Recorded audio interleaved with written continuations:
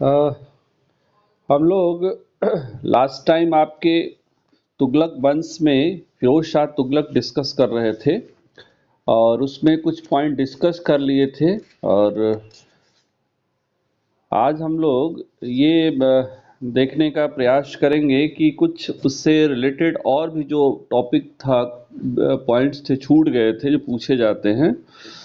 तो उसमें एक आरसी मजूमदार का स्टेटमेंट शायद मैंने आपको बताया भी था कि सिकंदर लोदी और औरंगजेब का अग्रणी माना जाता है। ये इनका स्टेटमेंट है आरसी मजूमदार का, ये पूछा जाता है आपका। इसके अलावा ये बड़ा इंपॉर्टेंट है कि किसको सल्तनत काल का अकबर कहा जाता है। ठीक है, सल्तनत काल का अकबर किसको कहा जाता है और किसने कहा है।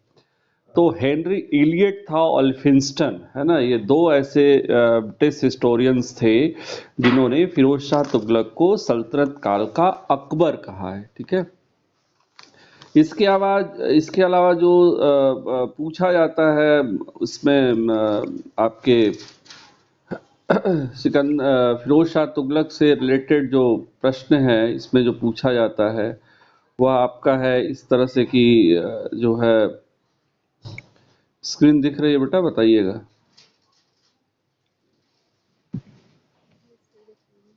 ओके, तो इसमें मुद्रा को लेकर के प्रश्न ज्यादातर पूछा जाता है इससे। तो इसमें कि ससगानी सिक्का जो है किसने चलाया था और अद्धा और विक सिक्का किसने चलाया था। ससगानी सिक्का ज्यादातर पूछा जाता है, सिक्स जीतल का था, ये काफी इंपॉर्टेंट रिलेटेड। इसके अलावा अद्धा और विक, है ना, ये जो है पूछा जाता है इससे। तो ये भी जो है इम्पोर्टेंट था आपका।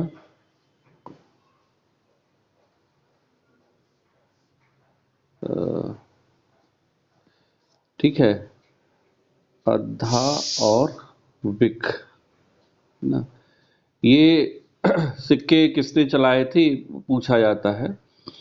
और इसके लिए एक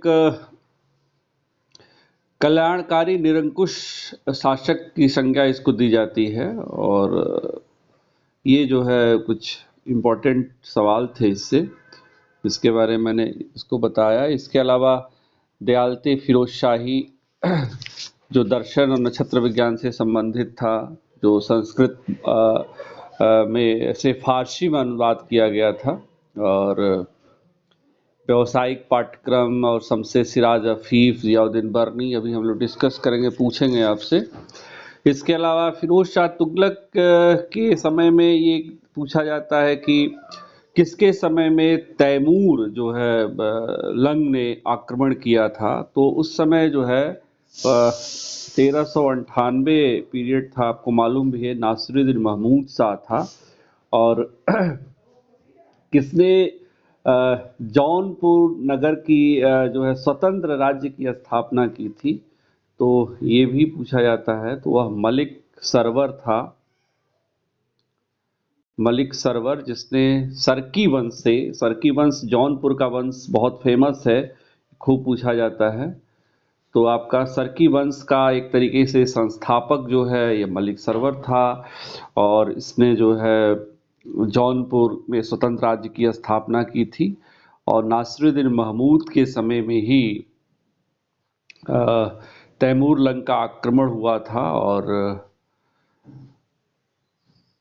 इस समय तुगलक वंश का शासन था, नासिरुद्दीन महमूद शासक था। और नासिरुद्दीन महमूद के ही बारे में यह कहा जाता है व्यंग पूर्वक कि हम लोगों ने इसके पहले भी आपके BA1 में डिस्कस किया था कि शहंशाह की जो सल्तनत है वह दिल्ली से पालम, पालम इंटरनेशनल एयरपोर्ट है आज वर्तमान समय में दिल्ली के ही निकट है, कि केवल दिल्ली से पालम तक ही सीमित होकर के रह गई है। तो ये बहुत महत्वपूर्ण है। और ये भी है कि तुगलक, कभी कभी मोहम्मद बिन तुगलक की जगह पूछ दिया जाए कि इस भारत में सबसे अधिक विस्तृत साम्राज्य किस वंश का था, तो आपको भी तब भी तुगलक वंश ही आपको लगाना पड़ेगा। और गयासुद्दीन तुगलक के समय में ही सबसे पहले दक्षिण भारत के राज्यों को जीत कर दिल्ली सल्तनत में सम्मिलित करने की नीति अपनाई गई थी। तो ये जो है तुगलक वंश से संबंधित महत्वपूर्ण प्रश्न थे जो हमने आपके सामने डिस्कस किए। इसके अलावा तुगलक वंश के बाद हम लोग देखते हैं कि सैयद वंश से संबंधित प्रश्न ये आता है कि इसका फाउंडर कौन था। तो खिज़्र खां, और खिज़्र खां बहुत इम्पोर्टेंट है, आपने नाम सुना भी है इसका, खिज़्र खां। और तैमूर जब भारत से वापस चला गया था तो उसने अपना भारत में जो प्रतिनिधि नियुक्त किया था वह खिज़्र खां को ही नियुक्त किया था। और जो सूबेदारी दी थी वो 3 प्लेस थे, ये भी पूछे जाते हैं, लाहौर, मुल्तानपुर और दीपालपुर। लाहौर, मुल्तान और दीपालपुर ये 3 जो स्टेट क्षेत्र थे, इसकी सूबेदार जो है तैमूर लंग ने खिज़्र खां को उपाधि धारण की थी, खिज़्र खां को प्रदान की थी। और खिज़्र खां ने ही सैयद वंश की उपाधि धारण की थी। खिज़्र खां से सबसे ज़्यादा महत्वपूर्ण ये पूछा जाता है कि उसने सुल्तान की उपाधि नहीं धारण की थी, बल्कि तैमूर के प्रतिनिधि के रूप में ही उसने शासन किया था और रैयत ए आला की उपाधि धारण की थी। ये खिज़्र खां से संबंधित महत्वपूर्ण प्रश्न है जो पूछा जाता है। इसके अलावा हम लोग ये देखते हैं कि उसने जो सिक्के प्रचलित किए थे वह जो है वो काफ़ी महत्वपूर्ण है। उसमें शाहरुख जो है तैमूर के वंशज के साथ साथ उसके जो उत्तराधिकारी थे, शाहरुख के प्रतिनिधि के रूप में भी वह शासन करने का दिखावा करता है। तो शाहरुख नाम भी याद रखने वाली बात है। तो ये जो है महत्वपूर्ण है। और इसके बारे में या सैयद वंश के बारे में जानकारी जो मिलती है वह आपकी याहिया बिन अहमद सरहिंदी के तारीख ए फिरोजशाही से मिलती है। ये काफ़ी इम्पोर्टेंट ग्रंथ है, तारीख ए मुबारक शाही। याहिया बिन अहमद सरहिंदी ने लिखी है और इस ग्रंथ से ही सैयद वंश के बारे में जानकारी मिलती है। ये काफ़ी इम्पोर्टेंट है। इसके अलावा जो है सैयद वंश का अंतिम शासक जो था वह अलाउद्दीन मशहूद शाह था। ये इसलिए जिक्र करना जरूरी है अलाउद्दीन मशहूद शाह का, क्योंकि इसकी जो है एक तरीके से हटा करके ही बहलोल लोदी जो अफगान था उसने अफगान डायनेस्टी की स्थापना की थी। तो ये इम्पॉर्टेंट है सैयद वंश से कि खिज़्र खां तैमूर के प्रतिनिधि के रूप में लाहौर, मुल्तान और सुल्तान दीपालपुर का सूबेदार के रूप में शासन करता है। उसने तैमूर के प्रतिनिधि के रूप में उसके उत्तराधिकारी शाहरुख के प्रतिनिधि के रूप में शासन किया। उसने सुल्तान की उपाधि नहीं धारण की, उसने रैयत आला की उपाधि धारण की। तो सैयद वंश के बारे में जो जानकारी मिलती है वह याहिया बिन अहमद सरहिंदी की जो पुस्तक ग्रंथ लिखा गया है तारीख ए फिरोजशाही, उसके बारे में मिलती है, उससे मिलती है। और सैयद वंश का अंतिम जो शासक था वह अलाउद्दीन मशहूद शाह था। तो ये जो है सैयद डायनेस्टी से रिलेटेड महत्वपूर्ण प्रश्न थे जो पूछे जाते हैं। इसके अलावा हम लोग बात करते हैं लोदी डायनेस्टी की। तो लोदी डायनेस्टी में सबसे पहले कि उसका शासक फाउंडर कौन था, तो अफगान, पहला दिल्ली सल्तनत में अफगान साम्राज्य था। पहले अफगान साम्राज्य की उपाधि किसने स्थापना की या लोदी वंश की स्थापना किसने की, तो आपकी बहलोल लोदी था और उसने गाजी के नाम से दिल्ली के सिंहासन पर बैठा था। और बहलोल लोदी जो था वह अफगानों की एक महत्वपूर्ण शाखा थी, साहूखेल, है ना, उससे संबंधित था। ये महत्वपूर्ण है। और ये भी महत्वपूर्ण बात है कि जो सबसे ज़्यादा इम्पोर्टेंट बहलोल लोदी से सवाल पूछा जाता है कि उसने सोने के सिक्के जो है जारी किए थे, उसका नाम अपने ही नाम से था, वह बहलोली सिक्के कहे जाते हैं। और इसकी खासियत यह है कि यह बहलोली सिक्के पूरे मुद्रा के रूप में प्रचलन अकबर के समय तक जो है विनिमय का एक साधन रहा, एक्सचेंज का एक महत्वपूर्ण साधन के रूप में बहलोली सिक्का प्रचलन में रहा अकबर के समय। तो ये बहुत महत्वपूर्ण है, ये पूछा जाता है। तो यह है। इसके अलावा जो है अब्दुल्लाह जो है जिसने तारीख दाऊदी लिखी थी, उसने बहलोल लोदी की एक तरीके से जो राजत्व सिद्धांत था अफगान का, तारीख दाऊदी अब्दुल्लाह की थी, उससे उसके बारे में जानकारी मिलती है। और ये कहा जाता है कि सबसे अधिक समय तक दिल्ली सल्तनत के शासकों में उसने शासन किया था, 38 ईयर्स तक। तो अमीरों को वह मसनद आली कह करके पुकारता था, ये आपको मालूम ही है। इसके अलावा पूछा जाता है कि लोदी वंश का सर्वश्रेष्ठ शासक कौन था, तो ये निज़ाम शाह, जिसने सिकंदर लोदी की उपाधि धारण की थी। इसकी खासियत हमने आपको बताई थी कि यह एक हिंदू सुनार की माँ का पुत्र था, निजाम शाह, जिसने सिकंदर लोदी जो है की उपाधि धारण की थी। तो ये पूछा जाता है। और लोदी वंश का यह सर्वश्रेष्ठ शासक था। 1504 ईस्वी में इसने आगरा जो है शहर की नींव रखी थी, नगर की स्थापना की थी। और 1506 में यह दिल्ली से आगरा राजधानी बनी थी, सिकंदर लोदी के समय में ही। तो ये प्रश्न खूब पूछा जाता है कि आगरा नगर की नींव किसने रखी थी और राजधानी जो है किसके समय में जो है दिल्ली से आगरा परिवर्तित की गई थी। तो ये एक महत्वपूर्ण बात है। इसके अलावा सिकंदर लोदी ने जो खाद्यान्न टैक्स थे, जिसको हम लोग अनाज कर के रूप में जानते हैं, इसको समाप्त कर दिया था, व्यापार से प्रतिबंध को हटा दिया था। तो ये एक से रिलेटेड प्रश्न पूछे जाते हैं, किसने खाद्यान्न कर को समाप्त कर दिया था, किसने व्यापार से प्रतिबंध हटा लिया था। और इससे रिलेटेड एक और महत्वपूर्ण प्रश्न है कि गज सिकंदरी, जिसका जिक्र हम लोगों ने किया है, गज ए सिकंदरी और जो है आपका 32 इंच का होता था और 39 अंगुल का होता था। 32 इंच और 39 अंगुल, ये कई बार हम लोग डिस्कस कर चुके हैं। से भूमि की पैमाइश की जाती थी। और ये गजे सिकंदरी जो पैमाना था वह अकबर के समय तक जो है प्रचलन में रहा था। गजे इलाही के समय तक, शेरशाह सूरी के समय में भी ये गजे सिकंदरी प्रचलन में था। तो ये काफ़ी महत्वपूर्ण है।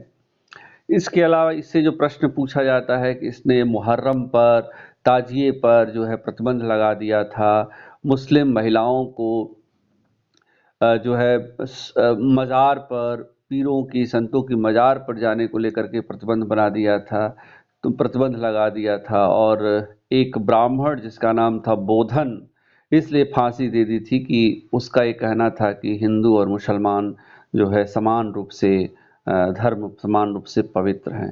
तो ये आपको ध्यान में रखना है कि सिकंदर लोदी और फिरोज शाह तुगलक थोड़ा सा रिलीजियस माइंड के थे और दिल्ली सल्तनत में इनका नाम जो है कट्टर शासकों के रूप में लिया जाता है। तो सिकंदर लोदी के आदेश पर ही एक प्रश्न पूछा जाता है कि एक आयुर्वेदिक ग्रंथ था जिसका जो है फारसी में अनुवाद किया गया था, तो किस नाम से किया गया था, तो फरहंगे सिकंदरी, फरहंगे सिकंदरी।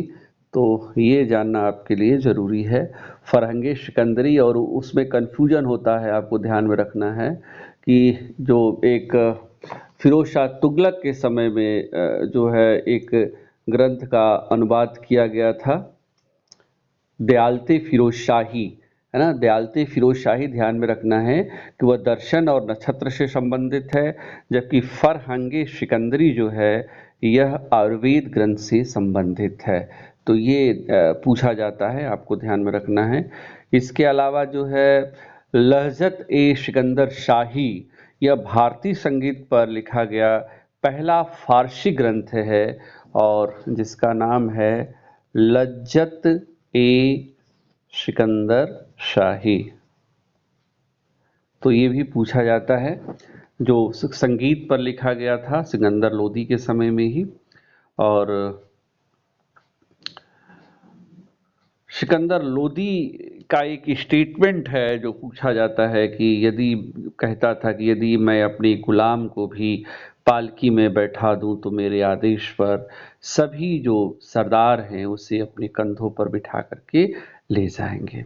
ठीक है, तो सिकंदर लोदी का जो राजत्व सिद्धांत था उसमें आपको ध्यान में रखने वाली बात है कि अफगान और तुर्क दोनों का मिश्रण था उसमें। और सिकंदर लोदी जो है वो दाढ़ी नहीं रखता था, ये भी बहुत महत्वपूर्ण बात है। और इसके अलावा वो एक कवि भी था और उसने जो है गुलरुखी नाम से फारसी में कविताएं लिखता था। गुलरुखी, ये पूछा जाता है, गुलरुखी नाम से वह फारसी में कविताएं लिखता था। तो फिरोज शाह सिकंदर लोदी से भी संबंधित महत्वपूर्ण प्रश्न जो थे हमने आपके सामने रखे। इसके अलावा इब्राहिम लोदी जो है इसलिए महत्वपूर्ण है कि उसने अफगान राजत्व सिद्धांत की जगह तुर्की राजत्व सिद्धांत का पालन किया, निरंकुश राजसत्ता में विश्वास किया और दमनकारी नीति अपनाने की कोशिश की। और उसका ये कहना था कि राजा का कोई संबंधी नहीं होता है। तो ये स्टेटमेंट भी पूछा जाता है कि किसका कहना था कि राजा का कोई संबंधी नहीं होता है। उसके काल में एक घटोली का युद्ध हुआ था 1517-18 में, मेवाड़ के राणा सांगा के साथ घटोली का युद्ध हुआ था। काफ़ी इम्पोर्टेंट युद्ध है, ये पूछा जाता है। और इस युद्ध में इब्राहिम लोदी पराजित हुआ था। इसके अलावा बाबर से आपको पता ही है, पानीपत का बैटल हुआ था और उसमें जो है इब्राहिम लोदी युद्ध के मैदान में ही मारा गया था। पहला एक ऐसा युद्ध था जिसमें जो सुल्तान था वो युद्ध के दौरान ही युद्ध स्थल पे मारा गया था। तो ये ज़्यादा इम्पोर्टेंट था, लोदी डायनेस्टी से संबंधित प्रश्न था जो हमने आपसे शेयर किया। और अब हम एक तरीके से आपसे पूछेंगे ताकि आपका एक रिवीजन हो जाए। तुगलक डायनेस्टी से संबंधित प्रश्न पूछेंगे। बहुत कुछ आप जानते हैं उसको हम नहीं पूछेंगे, जो थोड़ा सा मुझे लगता है कि आपको कहीं कंफ्यूजन हो सकता है उसके बारे में हम पूछेंगे।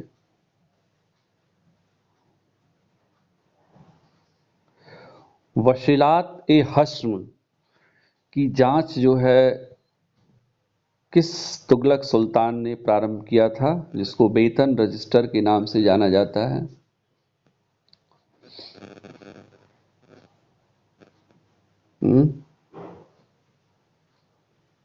हेलो, आवाज आ रही है? हेलो। Yes sir.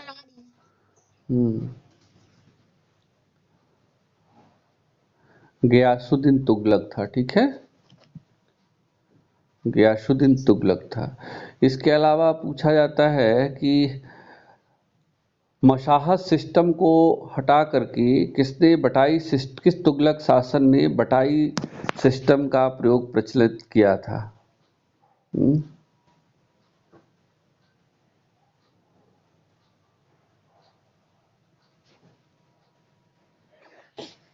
चलिए, हमें लगता है तुम लोग भूल चुकी हो। आज जो हम पढ़ाएंगे वही रिवीजन कर लीजिएगा। हम आज जो बताए हैं वही आपसे पूछेंगे, ठीक है?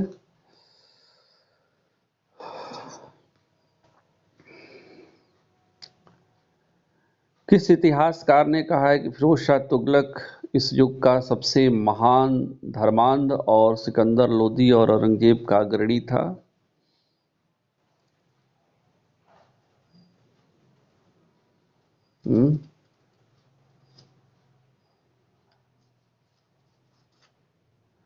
फिरोज शाह तुगलक को कहा जाता है और यह कहा है आरसी मजूमदार ने, ठीक है?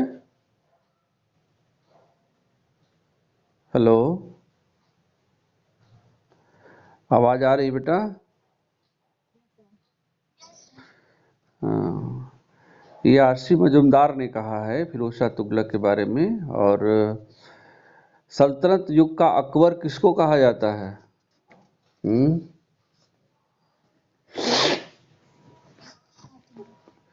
और किसने कहा है? किसने ये बात कही है कि सल्तनत युग का अकबर था? हम्म? नहीं, हम ऑप्शन देते हैं, आप बताइएगा। बर्नी, अमीर खुसरो, अफीफ, हेनरी इलियट और एलिफिंस्टन।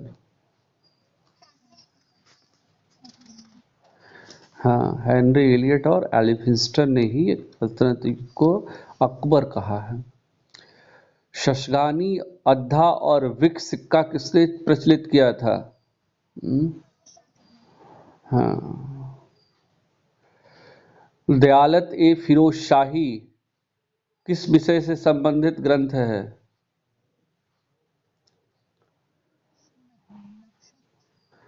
हाँ, नक्षत्र है, विज्ञान और दर्शन, फिलॉसफी से भी संबंधित है, ठीक है।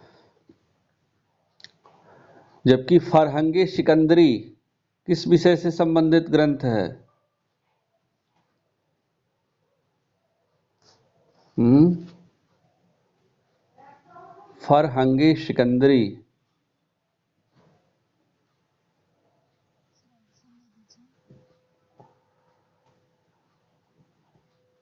ऑप्शन है, नक्षत्र है, दर्शन है, विज्ञान है, आयुर्वेद है।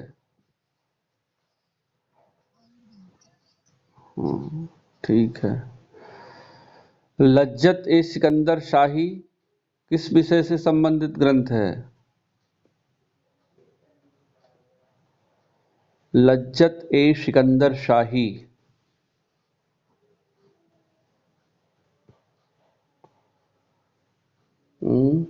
चित्रकला, स्थापत्य कला, संगीत।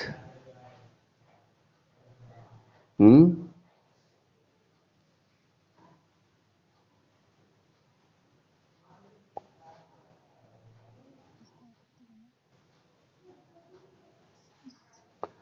हाँ, संगीत। अभी तुम लोगों को बताया था बेटा सब, इसीलिए हम कंफ्यूजन जो होती है इसको हम बता रहे हैं आपको। ये खूब पूछे जाते हैं, ध्यान रखिएगा। अच्छा, सैयद वंश के बारे में जानकारी किस ग्रंथ से मिलती है? हम्म?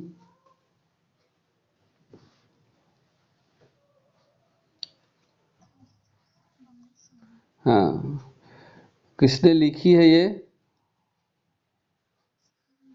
शायर हिंदी ने लिखी, गुड। और रैयत ए आला की उपाधि किसने धारण की थी?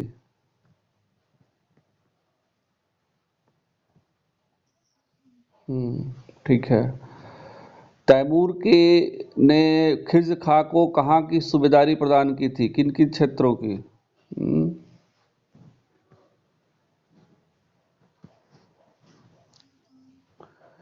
मुल्तान, लाहौर और दीपालपुर, ठीक है।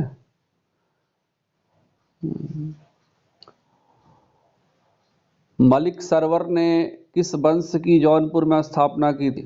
किस वंश के नाम से जौनपुर राज्य की स्वतंत्र राज्य की स्थापना की थी? हम्म? मलिक सरवर।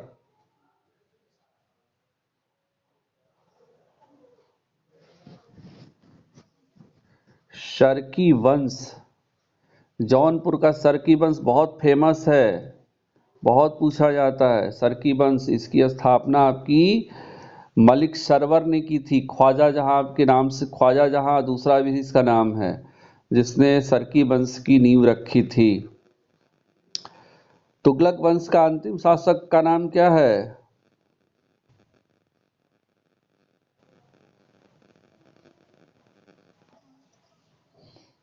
नहीं, नासिरुद्दीन महमूद। और किस शासक के बारे में कहा जाता है कि साम्राज्य दिल्ली से पालम तक सीमित होकर रह गया है?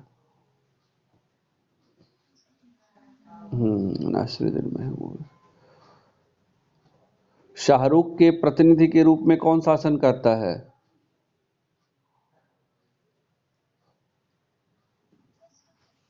खिज़्र खां, ठीक है।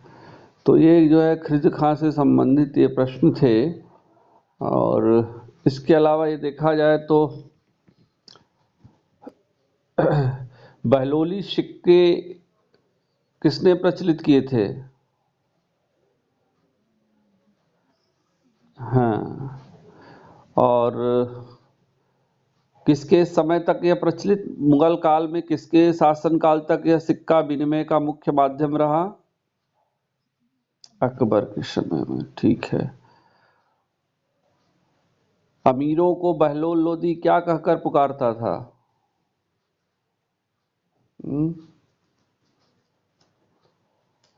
मसनद ए आली। ठीक है। सिकंदर लोदी का मूल नाम क्या था?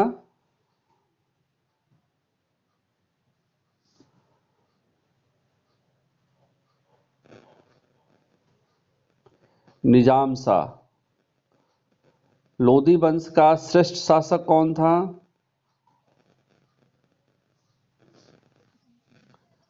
हाँ, सिकंदर लोदी। किसके समय में राजधानी आगरा परिवर्तित की गई? और किसने आगरा नगर की नींव रखी? सिकंदर लोदी ने रखे थे। ठीक है। सिकंदर गजे सिकंदरी आपको मालूम ही है, किसके समय तक प्रचलन में रहा था मुगल काल में? हाँ, शेर शाह तक नहीं था बेटा, अकबर के समय तक प्रचलन में था, 1588 तक बताया भी मैंने। गजे इलाही के पहले तक गजे सिकंदरी ही मानक था। और किसके शासनकाल में मुहर्रम और तजिए पर प्रतिबंध लगा दिया गया और मुस्लिम को संत पीर के मजार पर जाने से भी प्रतिबंध लगा दिया गया था? सिकंदर लोदी के समय में। ठीक है। गुलरुखी नाम से फारसी में कविता कौन लिखता था? सिकंदर लोदी। ठीक है। यदि मैं एक गुलाम को पालकी में बैठा दूं तो मेरे आदेश पर सभी सरदार उसे अपनी कंधों पर बिठाकर ले जाएंगे, कौन कहता था? सिकंदर लोदी। सैयद वंश का अंतिम शासक कौन था?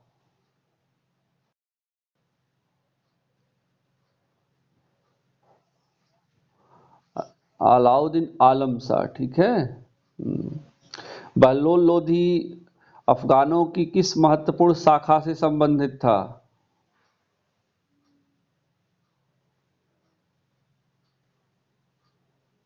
साहू खेल। साहू खेल। बहलोल लोधी अफगानों की एक शाखा थी, एक ब्रांच थी, साहू खेल, उससे संबंधित था, है ना। घटोली का युद्ध किसके बीच लड़ा गया था?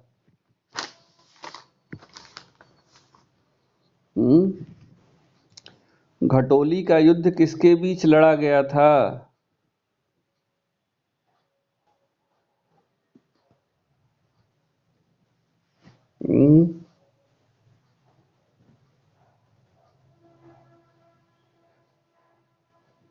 बोलो, बताएं। बाबर और इब्राहिम लोदी के बीच, इब्राहिम लोदी और महमूद लोदी के बीच, इब्राहिम लोदी और राणा प्रताप के बीच। यस। ठीक है। तो ये आपको ध्यान में रखना है कि ये लोदी वंश से संबंधित महत्वपूर्ण प्रश्न थे। फिरोज शाह तुगलक और मोहम्मद बिन तुगलक पहले ही मैंने डिस्कस कर लिया था, इसको पढ़ लीजिएगा। और तो तुगलक डायनेस्टी हम लोगों का खत्म हो, तुगलक डायनेस्टी, लोदी डायनेस्टी, पूरा दिल्ली सल्तनत का पॉलिटिकल जो हिस्ट्री है वो खत्म हो गई। ठीक है। हाँ, अब इसमें अगर आपको कुछ पूछना है तो पूछ लीजिए। इसके बाद अब हम लोग प्रशासन पूरा पढ़ेंगे और इसमें केंद्रीय प्रशासन, प्रांतीय प्रशासन है ना, भू राजस्व प्रशासन, पूरा पढ़ेंगे हम लोग इसको, जो ज़्यादातर प्रश्न पूछे जाते हैं इस सिस्टम से, है ना। थोड़ा तुम लोग खुद से पढ़ो और उसके बाद जो है इससे आपको और फायदा मिलेगा, रिवीजन हो जाया करेगा, है ना। तो पढ़ ही रहोगे तो जिसे हम पूछते हैं क्वेश्चन तो आप बताओगे तो आपके लिए फायदा होगा, अदरवाइज तो मान लो कि हम तो कर ही रहे हैं, क्योंकि मेहनत आपको करनी है, जितना मेहनत करोगी, जितना प्रैक्टिस करोगी उतना, क्योंकि आपको केवल मेडिवल हिस्ट्री नहीं पढ़ना है यूजीसी में, ध्यान रखिएगा, पूरी मॉडर्न हिस्ट्री भी पढ़नी है, इंडियन फ्रीडम स्ट्रगल भी पढ़ना है, और आपका जो है कल्चर में एंशिएंट पीरियड के भी कुछ टॉपिक्स पढ़ने हैं, है ना। तो एक कंप्लीट हिस्ट्री आपको पढ़नी है। तो इसलिए हमने आपको एक किताब भी बताई थी, एक किरण कंपटीशन टाइम्स की, उसको आप ले लीजिए, उसको एक बार खूब कायदे से इम्पोर्टेंट जो टॉपिक है उसको अंडरलाइन करके पढ़ जाइए, और प्रैक्टिस के लिए भी कुछ किताबें रिकमेंड की थी, उसको भी आप ले करके हल करिए। अब उसको कितना कर रही है तो आप बेहतर जान सकती हैं।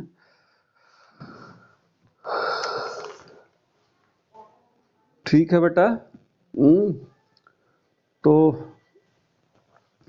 तुम लोगों में से जो अभी उसमें गूगल क्लासरूम पे नहीं अपना वो असाइनमेंट सबमिट किया हो उसको सबमिट कर दीजिए, ठीक है। तुम लोगों में से किसने किसने नहीं किया है, हैं?